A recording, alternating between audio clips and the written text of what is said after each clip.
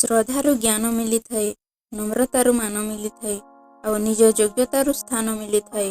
ହେଲେ ଏଇ ତିନୋଟି ମିଶିଯାଏ, ସେତେବେଳେ ମଣିଷକୁ ସମ୍ମାନ ମିଳିଥାଏ। ଏ ଦୁନିଆରେ ସମୟ ହିଁ ବଳବାନ, କାହିଁକି ନା ସମୟ ସବୁକିଛି ପରିବର୍ତ୍ତନ କରିଦେଇଥାଏ। ସେଥିପାଇଁ ସମୟର ସଦୁପଯୋଗ କର। ଧୈର୍ଯ୍ୟର ସହ ପରିସ୍ଥିତିକୁ ସାମ୍ନା କରନ୍ତୁ। ଦେଖିବେ ନିଶ୍ଚିତ କିଛି ନୂତନ ଉପହାର ମିଳିବ। ନାରୀ ପଛରେ ରହିଲେ ପୁରୁଷ ସଫଳ ହୁଏ, ଆଉ ନାରୀ ପଛରେ ପଡ଼ିଲେ ପୁରୁଷ ବର୍ବାଦ ହୁଏ। ଆଶା ହିଁ ସବୁବେଳେ ଦୁଃଖର କାରଣ ପାଲଟିଥାଏ।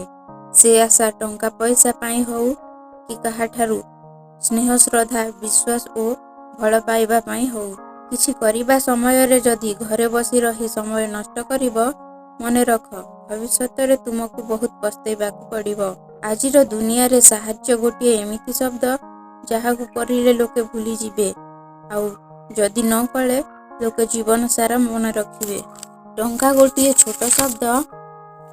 ଏ ଛୋଟ ଶବ୍ଦଟିର ପ୍ରଭାବ ଏତେ ବେଶୀ ଯେ ଏହାର ଅଭାବ ହେଲେ ଦେଖାଯାଏ ହାହାକାର, ଆଉ ବେଶୀ ହେଲେ ବଢ଼ିଯାଏ ଅହଙ୍କାର। ମଣିଷ ବଡ଼ ଅଜବ ପ୍ରାଣୀ। ବୁଡ଼ିଗଲେ ପାଣିକୁ ଦୋଷ ଦିଏ, ଝୁଣ୍ଟି ପଡ଼ିଲେ ପଥରକୁ ଦୋଷ ଦିଏ, ନିଜ କର୍ମ ଦୋଷ ଭାଗ୍ୟକୁ ଦୋଷ ଦିଏ, କିନ୍ତୁ କେବେ ବି ନିଜର ଦୋଷକୁ ଦେଖିପାରେ ନାହିଁ। ସଂସାରରେ ସବୁଠାରୁ ବଡ଼ ଔଷଧ ହେଉଛି ହସ, ସବୁଠାରୁ ବଡ଼ ସମ୍ପତ୍ତି ବୁଦ୍ଧି, ସବୁଠାରୁ ବଡ଼ ଅସ୍ତ୍ର ଧୈର୍ଯ୍ୟ, ଆଉ ସବୁଠାରୁ ବଡ଼ ସୁରକ୍ଷା ହେଉଛି ବିଶ୍ୱାସ।